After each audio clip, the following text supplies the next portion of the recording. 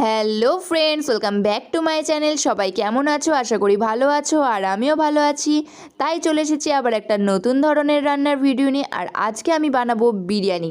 তো পুরো ভিডিওটা স্কিপ না করে দেখতে থাকো, আশা করি তোমাদের ভালো লাগবে।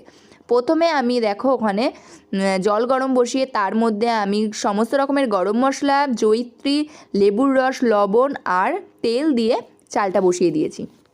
সেটা মোটামুটি 60 থেকে 70% মতো সেদ্ধ করে নেব। তারপরে আমি দুধের মধ্যে দিয়ে নিলাম কেওড়া জল, আতর, গোলাপ জল আর কেশর। তো সেটা দিয়ে আমি ভিজিয়ে রেখে দিলাম দুধটা। আর এদিকে আমি পেঁয়াজটা ভেজে বেরেস্তা করে নিচ্ছি।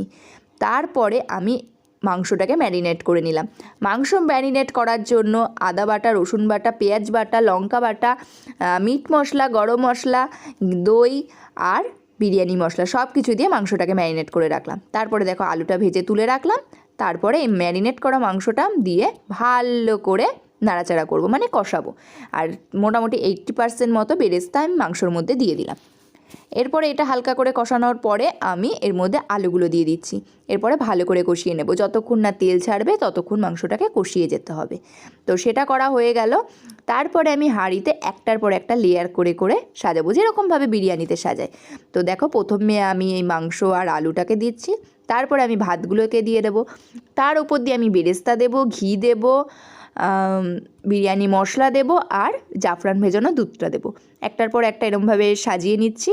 নেওয়ার পরে একটা চাটু গরম করে তার উপরে হাঁড়িটা বসিয়ে দেবো। হাঁড়ির ঢাকনা যেন ভালো করে আটকানো থাকে। তো সেটা যদি না থাকে তোমরা আটা দিয়ে চারিপাশটা আটকে নিতে পারো, যেটা আমি করেছিলাম, কিন্তু দেখানো হয়নি ভিডিওতে। তো তারপরে এটা করে নিলাম।